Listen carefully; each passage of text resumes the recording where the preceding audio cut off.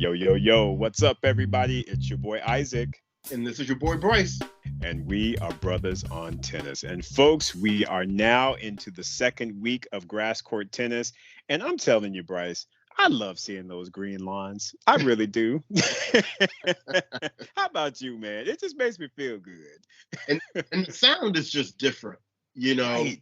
the sound of the ball hitting the grass and the shots and all. Yeah, it's nothing like it. And I've never played on real grass before. I've only played on artificial grass, and so I just wonder, what that feels like. Right. Right. You're right about the sound, and I love it because it plays into the style of tennis that I enjoy, which is that, boom, boom, boom, boom, winner, boom, boom, error type of thing. Right. I mean, I can appreciate the rallies and, that you get on clay and all the strategy involved with creating angles and doing all that stuff. But sometimes I just want to see some big old tennis, just trying to hit your opponent off the court. I just love that. I honestly do. And like you said, it's the sound, and yeah, it just makes me happy. Well, and we've got a lot of tournaments going on right now, and Yes. and I think I mentioned this last week. It's just very sad for me to see all of these Russian and Belarusian players playing, knowing that they can't play Wimbledon. Right. Right. That's just very sad to me, because I'm telling you what, who's looking like one of the best grass court players out there right now is Medvedev. Yeah, he is looking strong, isn't he? Yeah, and we would not have said that 2 years ago, 3 years ago. I think last year at Wimbledon was the first year. I don't know if he made to like the fourth round or something like that, but he had a pretty decent, showing, and having made two, what is it? Yeah, two finals in a row. Yeah. The Netherlands, where he lost to that Van Rithoven, and then we're going to talk about him losing to Herkic. Right. Um, Right. and but just to make it to the finals of both of those tournaments, his confidence would have been very high going into Wimbledon. Right, exactly. And they had even asked him about that, just sort of like, why does he think he's doing so much better at these tournaments? And he was like, well, because basically I don't have the pressure of knowing that I have to play a grand slam.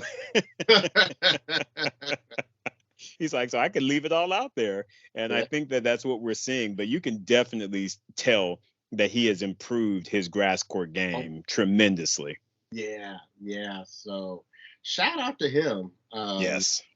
And since we're talking Wimbledon news right now, we heard, surprise, surprise, that Naomi Osaka had withdrawn from Right. Wimbledon. And I know she cited that, that her Achilles is still not right. Mm-hmm. But Naomi put it out there the day after, or a couple of days after, they decided to strip the ranking points away. She had already put it out there like, I don't know if I can get the motivation. And I knew right then she wasn't playing Wimbledon. So this whole like Achilles thing right here that we just heard about, I could have told you this was coming. I know, right? I mean, honestly, with Naomi, it's like you said, bro.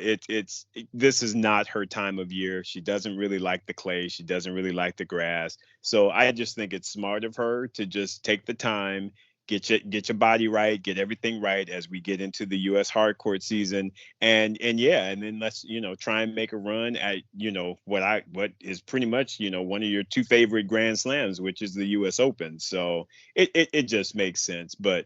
You're exactly right. I don't think she was fooling anybody with all of that. Oh my goodness. So, well, let's go ahead and jump into the results, last week. And I'm just going in order of what I see on my screen here. So, starting with the women, the tournament in Birmingham. Yes. Great Britain last week. And we had a couple of big names in this tournament. Mhm. And I tell you what, y'all, I am so impressed right now because the PDF functionality on WTA site is working this week. So I don't know if they were borrowing the IT guy from the ATP or not, but whoever you got, keep them, right? Exactly. Please keep them. Exactly. Can you please keep? so, so in this tournament, we didn't know whether Halep was going to do something, if Kvitova was going to do something. Um, you know, it, we had some decent names in here, but in the finals, you had once again Haddad, Maya, and Jung. Right. And how did that happen, Isaac? Well, you know what, Bryce? I mean, that Haddad Maya is showing herself to be a really, really talented resource or person on grass. I mean, again, someone kind of coming out of the blue, which we don't know too much about, but she is really showing that grass is definitely a surface that she can play on very fluently. And quietly, Haddad Maya she's got some height to her. So she's Mhm. got a big game. I didn't recognize how tall she was until she kind of stood at the net with Simona Halep, and she was kind of towering over Simona. So it was a little surprising to me. I didn't recognize, just again, her height and just her power that she possessed, and she's a lefty. So yeah, man, she's doing some big things. I'm actually very impressed. Yeah, it'll be exciting to see if she can carry this through to Wimbledon. Now, in the final, she did get a retirement from Zhang. Um, Right. but, you know, Haddad Maya has been on a run recently, and there was no indication that she wasn't going to potentially pull this one off anyway. Exactly. So this was a 250 tournament on the Mhm. WTA tour. So shout out and congratulations to her. Yes. So let's go ahead and let's bounce to the next tournament. And like I said, I'm sitting here bouncing around on my screen. Um, the next one was in Berlin, which was a 500 level tournament.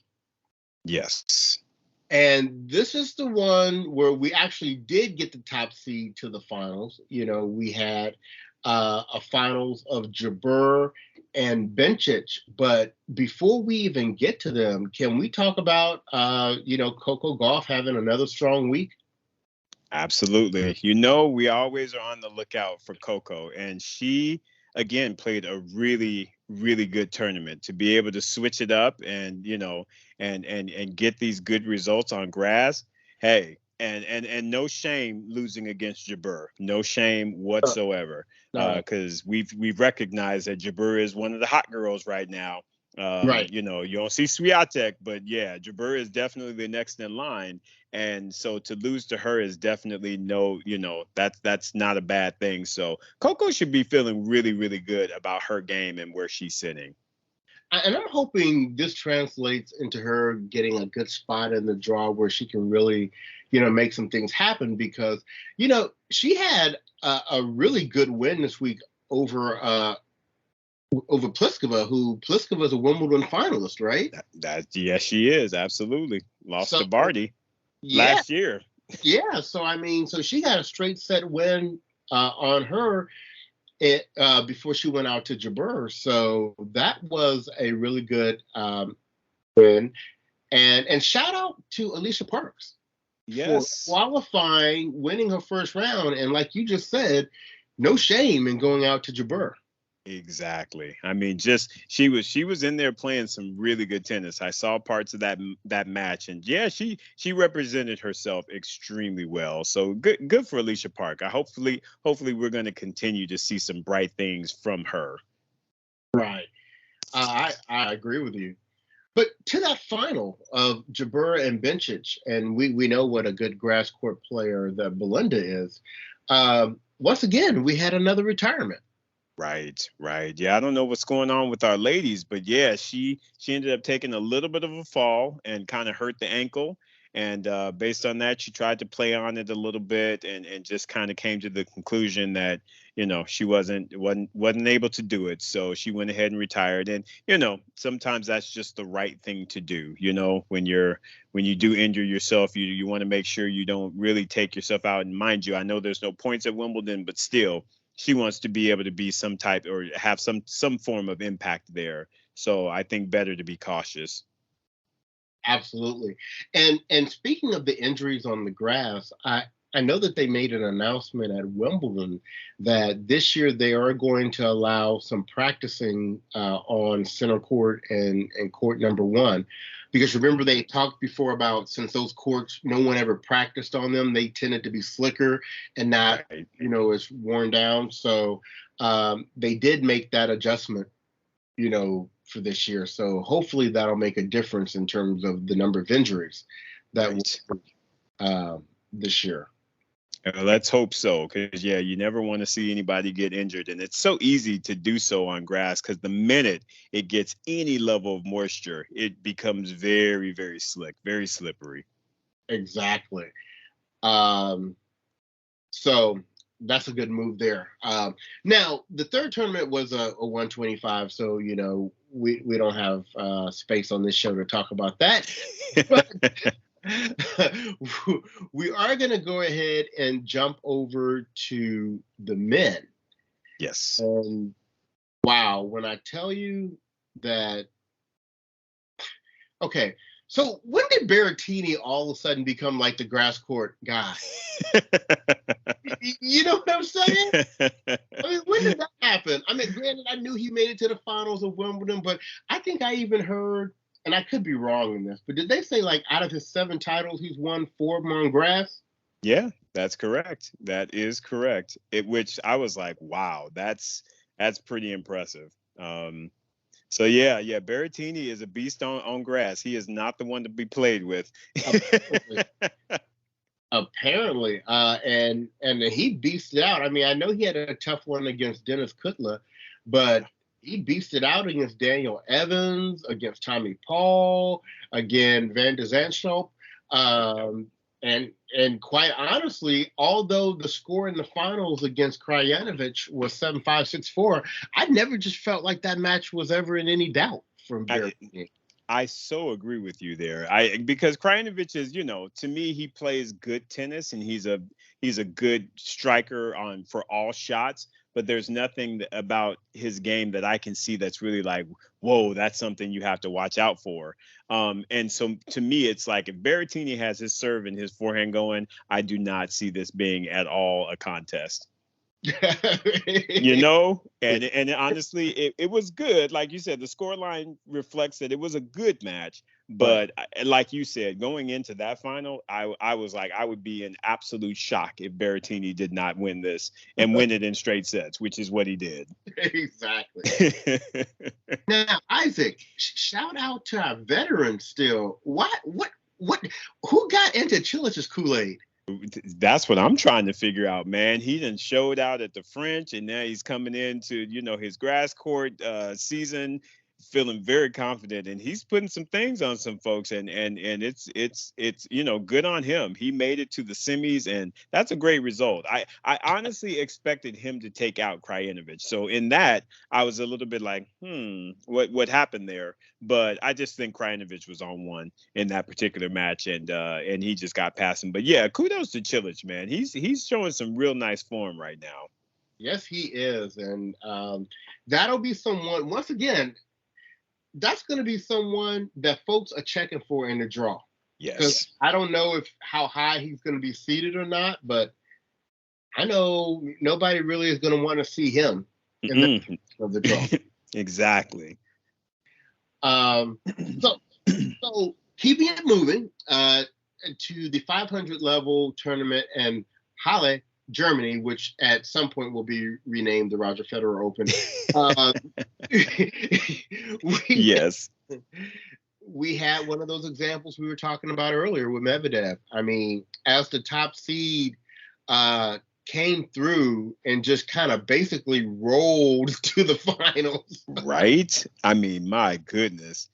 Yeah, Uh, he really did have a good tournament, Bryce. Because like I said, he ran into some tough opponents. I mean, yeah, Ivashka is never nope. someone to take lightly. He's a rough customer. You got RBA, who is always good on grass and just a hard competitor regardless. Got Semi. past him, gave him a whole biscuit. That's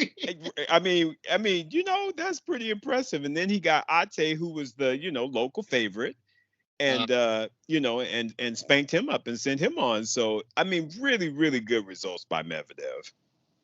Now, in that bottom half, Whew.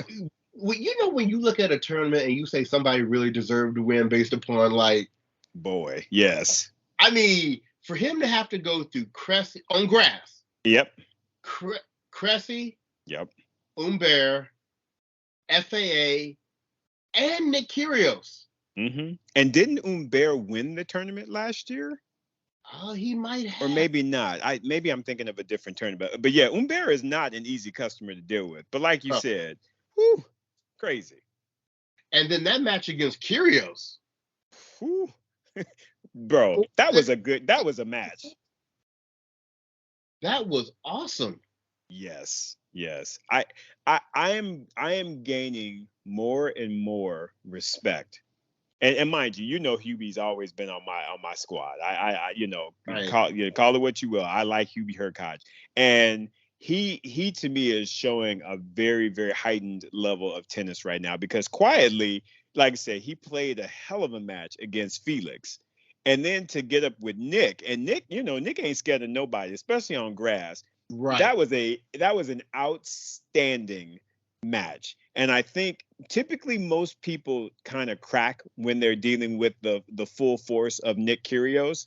And I Right. have to say, Hubie was like, bitch, no, I ain't scared of you. He was like, I got game 2 on this surface. Do not get it twisted, son. Right. I was impressed, bro. I was he put his chest out and he was like, Nick, ain't nobody scared of you. I got game on this surface too. And it was just impressive, bro. Oh, it was awesome. I mean, you said it all. And that matchup between Hurkacz and Medvedev. I mean, they've been going back and forth over the last couple of years, and yeah, he got the best of Medvedev again. So I think he's now up in their series 3-2. That is correct. Yeah, he basically was like, you know what? I can appreciate all those wonderful advancements that you have made on grass, but let me let you know, I have a grass court game, and I am about to expose all them flaws. And he did that. I mean, Bryce, he whipped him up to give the number 1 player in the world a breadstick. And let us be very clear. This should have been a breadstick and whole biscuit because he had break points to go up 5-2 and to serve it out. And he ended up letting Medvedev claw back in and get that game. But seriously, had he gotten that break, yeah, this would have been a breadstick and whole biscuit. So he dominated Medvedev in that final, to be clear. Right. Right. I was so impressed, bro. Yeah, and I really like his coach, that Craig Boynton. Yeah, Santa. Yeah, I like him. So good for them. Good for them. I once again, Hurkacz is going to be someone people going to be checking for in the draw. Right. And right. wanting him to be in their section. So. I tell you, who's always going to be looking out for Hurkacz is Daniil Medvedev because that is not a matchup he likes. And you saw what happened, right? In the match, hell, he got so frustrated, the coach ended up walking out. Coach was like, I am not going to sit here and take all this verbal abuse from you because you're getting spanked up. Why don't you direct some of that at Hebe? Exactly. Why don't you put it where it belongs? And that's on the court against your opponent. Yeah, he walked out, and I was like, wow, okay. He was not happy with that loss. No, and his coach does that on occasion. Yes, he does. Yes, he does. Yeah, that's a very interesting thing. So, well, shout out to Matteo and shout out to Hubie and May. Look, May they meet in the finals of Wimbledon. Because if Yes. they meet in the finals of Wimbledon, what that means is who ain't there is.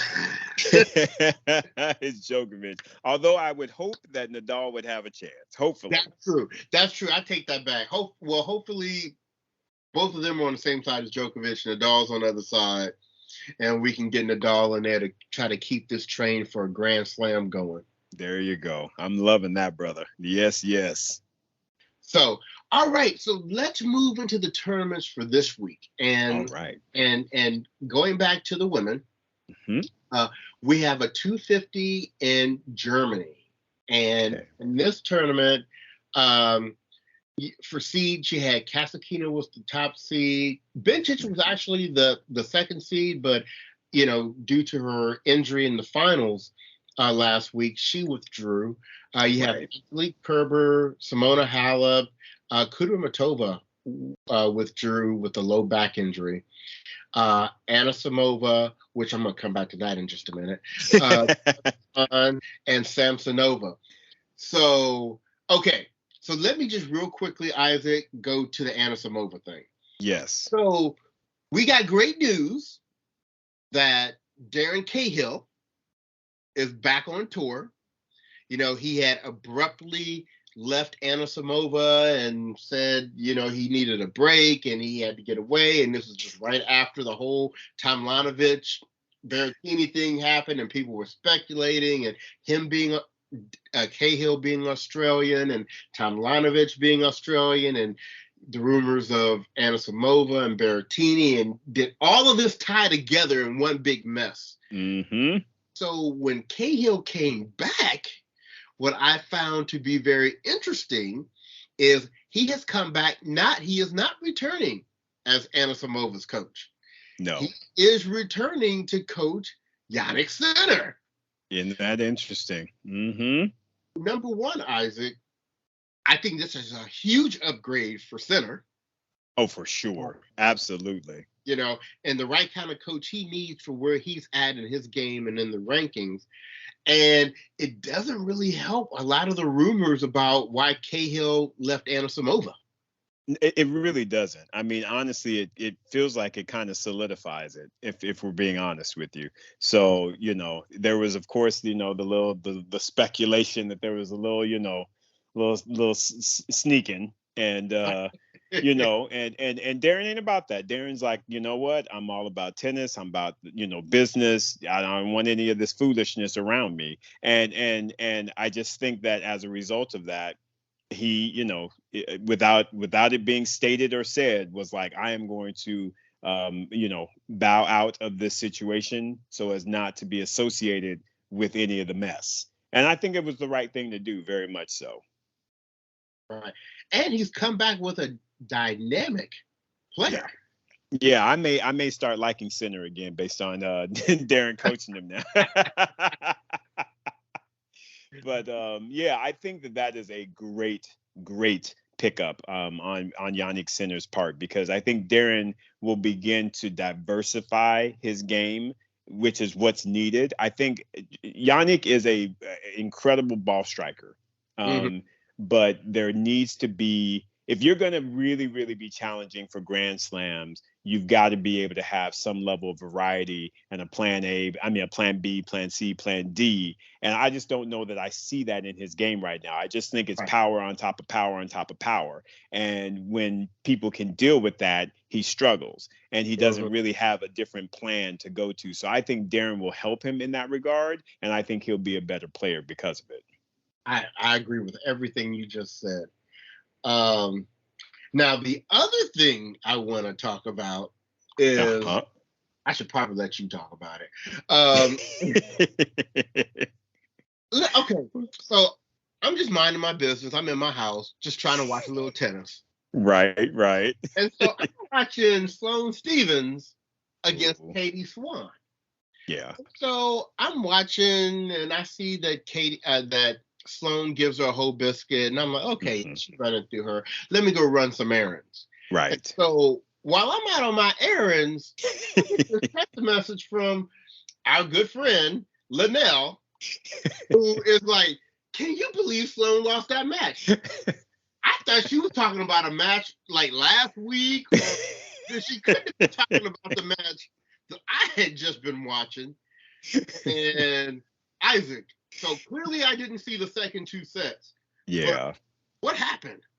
Well, Bryce, I think it's what we typically have to associate with Sloane, and that there is always going to be kind of that level of inconsistency with her game. I don't know that Sloane has a you know how certain people are like, this is my baseline, and on my baseline day I can beat this level player, whether it be top 50, top 30, top 20, whatever the case may be. I don't believe, and I hate to be like that, but I don't think Sloane has that baseline. And so you never really know what you're going to get from her when she's on the court. And mind you, I would consider grass to be by far her worst surface of all of the three. I think clay is a very good surface for her, as is the hard courts. But with grass, you have to be, well, you don't have to be, but you tend to be, you're rewarded by your aggression. And to me, Sloane, similar to kind of like an Andy Roddick, Andy Murray, is just not typically their default mode is defense. And so I think it takes them out of their comfort zone to do or to be offensive, even though she seemed very offensive in that first set and gave that whole biscuit. But apparently Swan was like, okay, I'm understanding your game a little bit better, and I'm about to do the Swan song on you and dance some pirouettes.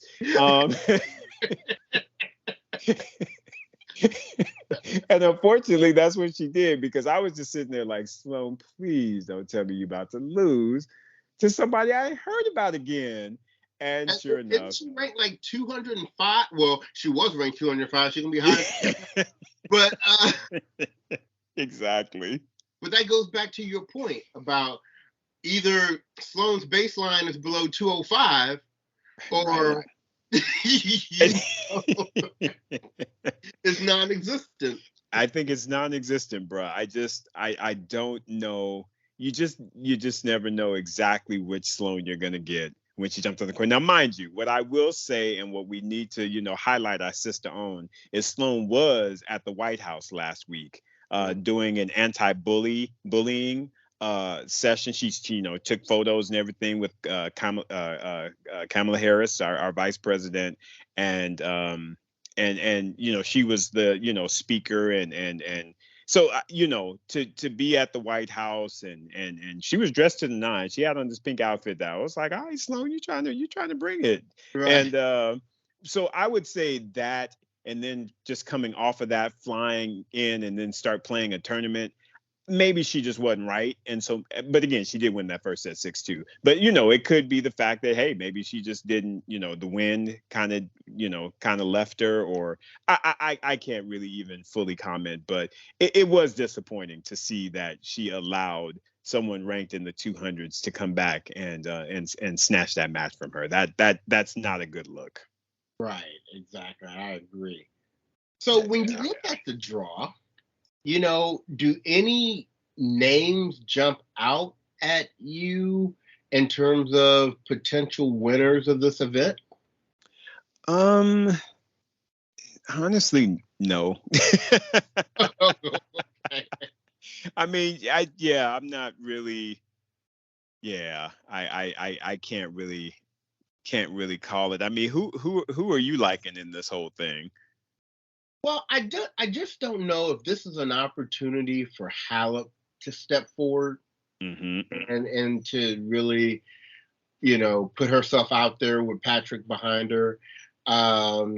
Because, I mean, there isn't real. I mean, top seed is Kasatkina. I'm not as afraid of Kasatkina on grass. Right. Sloane is out. Bianca, we just don't know. Correct. Anisimova, I can't remember how her results have been on grass. I think, again, she's better on clay and hard. So, yeah, I think it's kind of that movement thing on grass. I'm not sure how good she is either, to be honest with you. Yeah, and out of that bottom half, I mean, just it's a grab bag. I mean, so maybe Exactly. Ivich or because Angelique Kerber, I mean, she got that retirement shadow on her back, and Cornet, she's a battler, but you just never know from round to round, and I mean, shoot, Sabine Lisicki may come through that bottom half. Be Yeah, like, which is got shocking because her. I didn't even know she was still playing, to be honest with you. So, it's nice to see her back out. I've always been kind of a fan of Sabine Lisicki's, but Yeah, she you seems know, cool. yeah, she seemed like she cool. But if I were to look in that draw and put anything on anyone, I would probably still kind of keep my good eye out on Angelique Kerber because again, she's won this, so she not won this, but she won Wimbledon, so Right. you know you have to think that she's got the capability. It's whether or not the focus is there. Yeah, and she has as good a shot as anybody else in that draw. Exactly. So, Exactly. Hell, it could be Kalinskaya falling through there for all we it really could be. I mean, we saw Medvedev take an L in the finals to a guy we have never heard of before. I know, right? Uh, Right. Oh well, let me take that back because Cornet already done smacked her up. So anyway. Oh man, crazy. But yeah, man, I don't know who to call on this tournament, man. This is one of those pick 'em. You just kind of close your eyes, point your finger, put your finger on the name, and that person has pretty much as good a chance as anybody to get through. But I do like what you're saying. I think that Simona should be raising this title. yeah, that would be really, really nice to see. So Yeah. we will keep you guys posted on that. So we also have a 500 level tournament in Eastbourne, which has gotten more publicity based upon doubles than singles this week, and that's because we know that Serena and Ons Jabeur are playing doubles together. Just want to give the listeners an update. As soon as you guys gave us the heads up that Venus's coach was coaching Serena as well, I reached out to him because, we've been friendly online, and he did confirm for me, as you all know by now, that he was coaching both Serena and Venus. And of course, I took the opportunity to ask him to come on our show and to talk about it because I said, look, you're in rarefied air. Not too many people have been both the coach of Venus and Serena.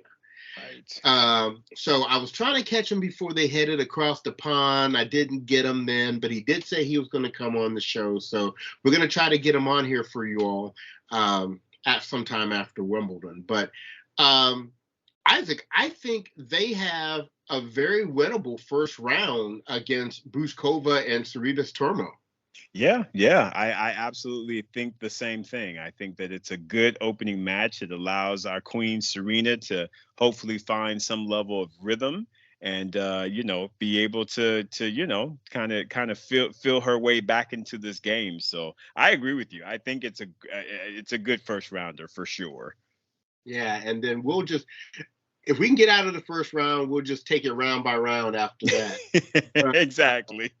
You better believe my eyes and a lot of our eyes are going to be on that match. And Tennis Channel came out and said we will be televising that match. Right? Don't even play around, Tennis Channel, because we'll have to cut you. Exactly.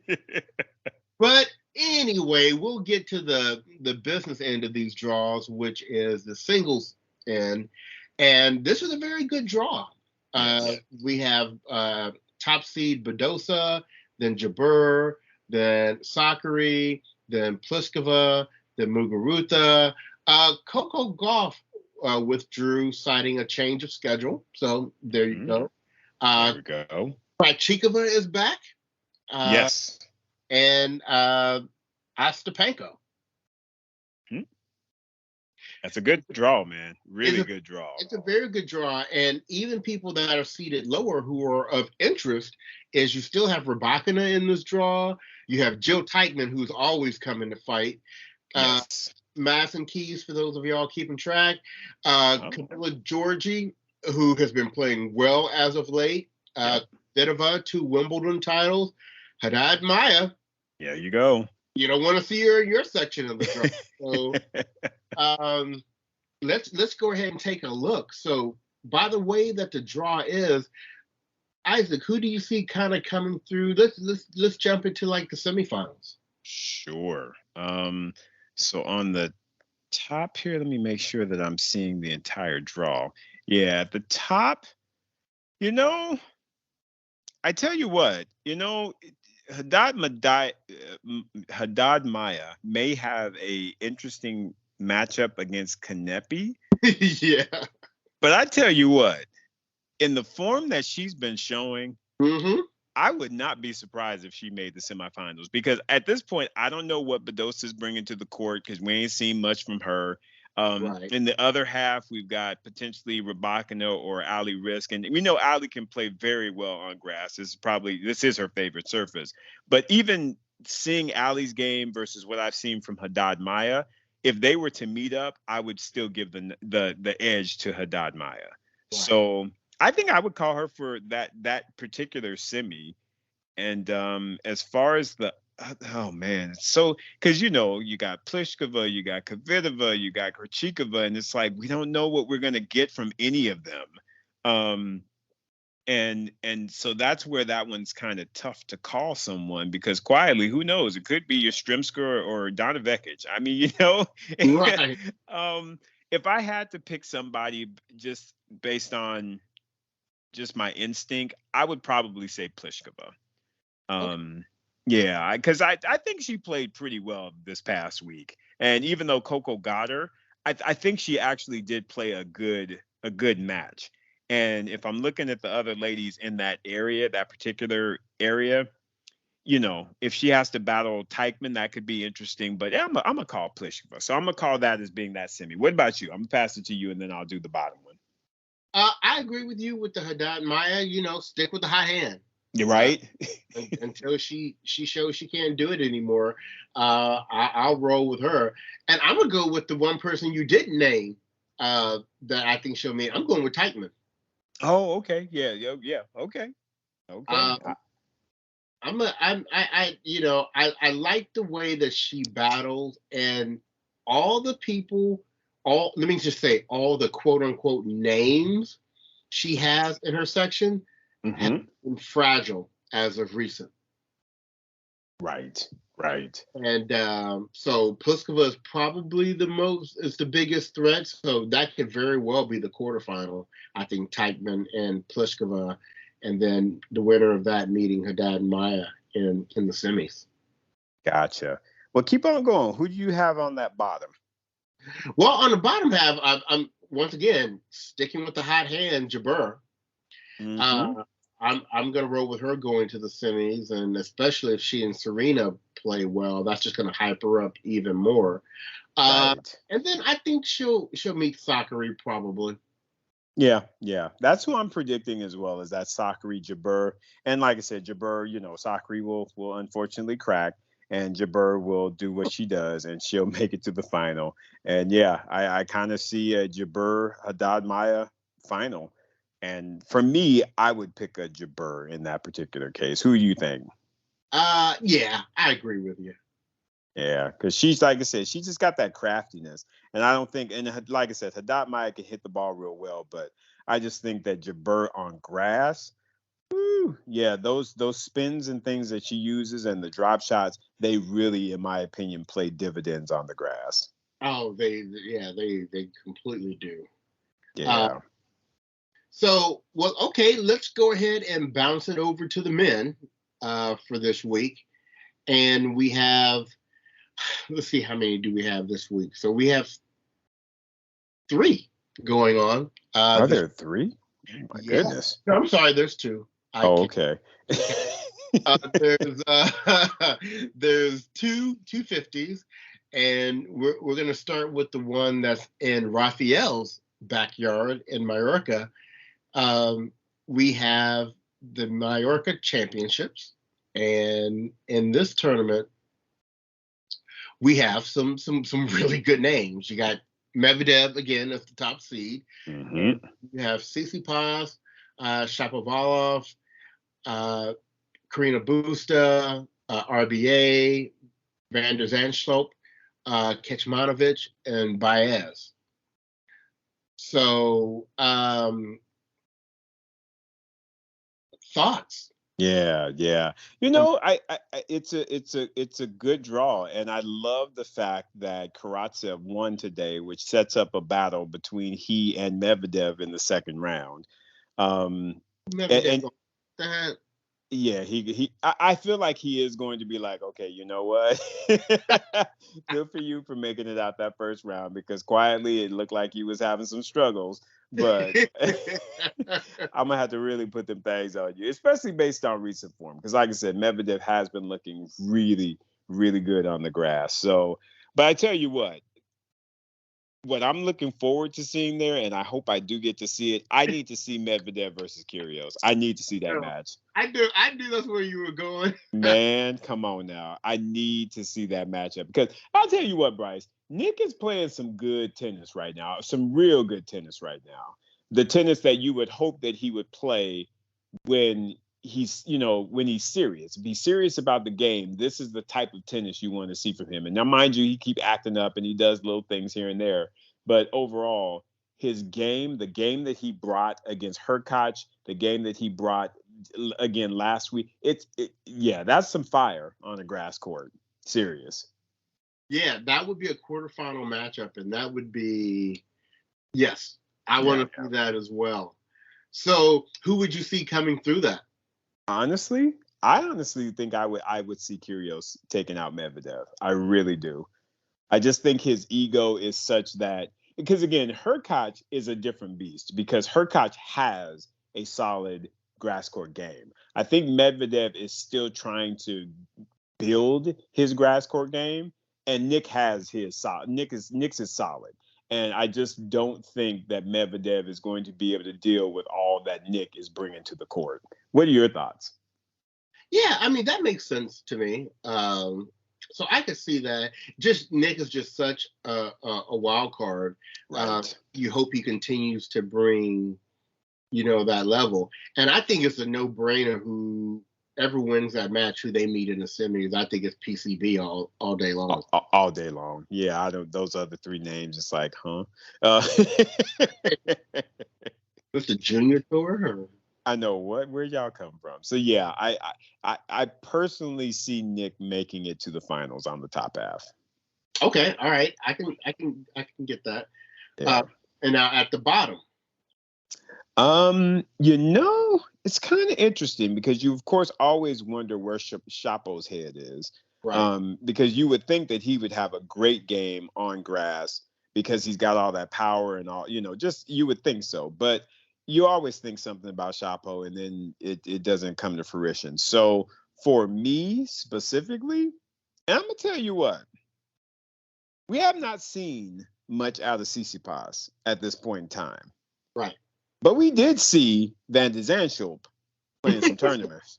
Right. So I'm gonna tell you what, I'm gonna go out on a limb, and I actually think that I'm gonna put Van de Zandschulp against Shapovalov, and I actually am gonna put him in the final. I can't argue with that, because he's the only one that has any form at this point. Shapo hasn't played, Tsitsipas hasn't played, and I just see, of all the other remaining people, I would say Van de Zandschulp should be able to beat them. Now, mind you, Mackey's always a tough out. Love Mackie McDonald, but I would think that Botic should be able to take him out. And even the same thing with if Ivashka got past Tsitsipas, I would still pick Botic to get past him. So I'm going Van de Zandschulp. So who wins that final between Kyrgios and Van de Zandschulp? Oh, it's all day Kyrgios. We've just picked Kyrgios to win a tournament. I know, and honestly, it makes me nervous, but at the same time, based on what I've been seeing from him and based on the fact that it's grass, I don't think Kyrgios has to really think that much on grass. He just his whole natural instinct of being aggressive and doing all the trick shots and everything, I think it plays well on grass. And I don't know that I see anybody in this draw really being able to stop that train. I don't. And I just think from an ego standpoint, he's just going to beat up on Medvedev because, again, Medvedev is number one. And you know how much Kyrgios likes getting them scalps. You know how much he loves it. Right, right. You know, so even if a Chapo or a Tsitsipas got into the final, it would, to me, give him even more motivation to win. Because, again, he likes having those names on his resume of people that he's beat. And he absolutely should be beating them based on the grass court game that he brings to the court, in my opinion. That makes a whole lot of sense. But speaking of Kyrgios, yeah, but it's like, yeah, go ahead. Sorry. No. I was just gonna say I thought it was interesting that Coco Gauff put a message out on, I think it was on Twitter. Yeah. Where she was saying, you know, who's down to play mixed doubles at Wimbledon, right? And so, you know, a lot of people were responding Kyrgios. And I know that Coco and Kyrgios have talked about playing together. Right. But you know me, I came out there, I was like, look, you get a chance to grab Jack Sock. Well, didn't he respond? Did Jack respond? Yes. I think that they showed Jack Sock responded as well as Chris Eubanks. They played that on the Tennis Channel. So yeah, Jack put it out there. He responded. I put it out there from Brothers on Tennis. I was like, Coco, if you get a chance, I think I said Jack Sock. That's it. And I know we got a lot of likes on that comment because I know it's exciting to say Kyrgios because he is exciting and crazy and all that kind of stuff. Right. But Jack has a level of discipline in the double that I don't think Kyrgios has. No, agree. And I think that Coco is a very disciplined player. Right. And so, and shoot, keep it American. Exactly. I mean, if she's serious and actually really wants to contend for the mixed doubles title at Wimbledon, to me, you go with Jack Sock. If you want a name, if you want the fanfare of it, you pick a Nick Kyrgios. But if you really, truly want to compete, you definitely go with Jack Sock. No question in my mind. I can't say it any better than you just did. I mean, that is right on. So that's good. I didn't see that on the Tennis Channel. So Jack responded that he would? Or? Yeah. I forget what he said. He was like, you know, set up a wild card and we can do it. And then I think Chris Banks was like, bruh, you know, let up. He said, bruh, that was funny. He was like, you know, do something and let me know. Or yeah. So no, they showed those two responses from those two. They didn't even show a Kyrgios, but they did show one from Jack Sock and one from Chris Eubanks. Like Chris, very nice guy, but Chris, you can sit down and let Jack Sock come out here and do what he do. You know, I know you and Coco are tight and all that, but thinking about friends, it's about points and money. Right. And, I would pick Jack Sock. I just would. I 100% agree, bro. I'm biased. I'm a Jack Sock fan, but I mean, but still, even if you're not a Jack Sock fan, you can't not take into account the results and what Jack Sock has done with the majority of the doubles players that he's partnered with. Jack Sock has a celebrated resume as it relates to doubles, mixed doubles. I mean, the man he's got a gold medal. I don't think Nick Kyrgios do.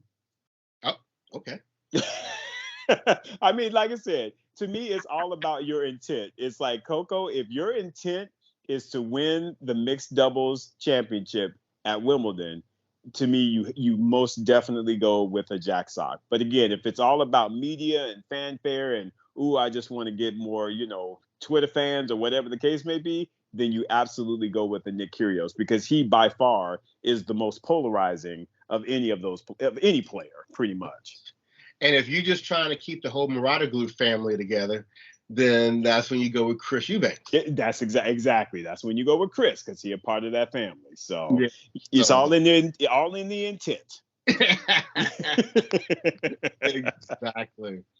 So lots of tennis, Isaac. I mean, it's and to be honest with you, with the exception of Osaka's announcement, and I think maybe somebody else announced they weren't going to be there at Wimbledon, it seems like most of the players are going to be there.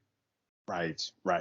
Yeah, which is exciting to hear. I mean, even with the the craziness that Wimbledon came out with, and it's disappointing that there won't be a full representation of the tour there. But I still feel like we're going to get some good tennis at Wimbledon, even regardless of that. So, yeah. And I know that they raised the prize money. Oh, did they? No, I didn't hear that. Yeah, they raised the prize money to try to counter the whole not being able to give points. Ah, okay. So, yeah, so it really does make it even more like an exhibition. I know, right? It really does. After playing for cash. So, but and hey, look, I'd be there too playing for cash if I could. So that's right, bro. I mean, hey, if that's the situation that's presented to you, hey, that's what you got to do. But like you said, bro, it still will be a good tournament, and hoping that Nadal can get in there and do some things, and like I said, our queen, hopefully Serena will get in there and play and will be of good form and good health. And it'll just be nice to see her back out on the court, man. I miss seeing Serena.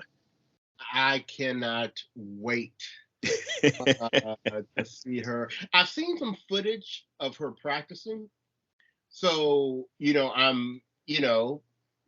even saw the footage today of, I guess she was serving to Tiafoe. Okay. But yeah, they've got, she's up tomorrow. Yes. Cannot wait. Yeah, we'll be all over that. I'll have my work laptop in my lap. TV, with that match. Absolutely. So, Isaac, just wanted to give the listeners a heads up too. So we're gonna hit the road a bit this summer with U.S. Hardcourt Series. So we we are scheduled to be at the City Open in Washington, D.C. in August. We plan to be at the Western and Southern in Cincinnati, also in August. And of course, starting in August, the U.S. Open there in New York. So, Isaac, I know you were talking the other day about being excited and wanting to make our airline reservations and all that good stuff. Absolutely, man. I think that this August is going to be a really, really fun outing. Lots of tennis. And things that we haven't seen or seen in a while. So I know that both of us have been to the Western and Southern. I know for me it's been years, and I know a lot of improvements have been made there. So it will be awesome to see that tournament and all of the changes that have been made there. And for DC, neither of us have been there, and we got our brother DJ Madlinks in effect. And really looking forward to seeing him again and having that new experience of a tournament that we haven't seen yet. So yeah, man, I'm just super excited. And we actually have producer Chester along two of those three stops, so that will be a nice added wrinkle there for us. Absolutely. I just think it'll be a fantastic month for Brothers on Tennis. So y'all get ready, because we're going to be throwing a lot at you. And remember, we always love it when you come up to us at the tournaments, especially when you have on BOT merch. That's right. Don't play around. And how can you get that BOT merch? Hey, go to our website, brothersontennis.com, in the shop page, and we got lots and lots of merch, y'all. Lots of good stuff. We've gotten great feedback on our merchandise. So if you don't have any, think about it. I think you'll be pleasantly surprised. Absolutely. And last but not least, a little shameless plug. If you're listening to this podcast, on any of the podcast hosting platforms or on our YouTube channel, give us a like, give us a subscribe on YouTube. That really helps our numbers and helps continue to get our name out there. So yeah, give us a like. If you like it, we're not asking you to put a ring on it. We just ask you to press the like button. So if you like it, just go ahead and push the like button, and we would really appreciate that. I love that. Oh, that is so awesome. Come on, y'all. We won't ask you to put a ring on it, but that Beyonce Renaissance is coming. Exactly.